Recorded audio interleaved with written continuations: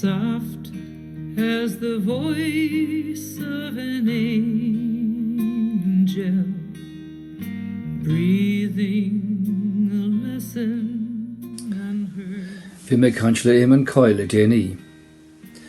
Tá féile renua go fi sa héan chur ar fálaige.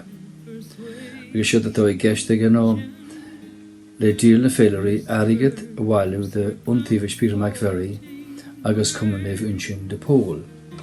Seo é an féilire.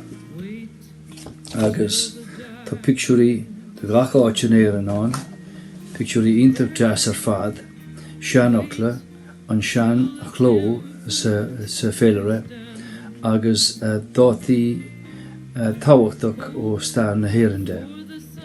So má tá seansad, cheannig an féilire seo, agus betu é cabhrú le gá agrasí a bhfuil job an speisialta a dhéanamh acu. Gurm hagah.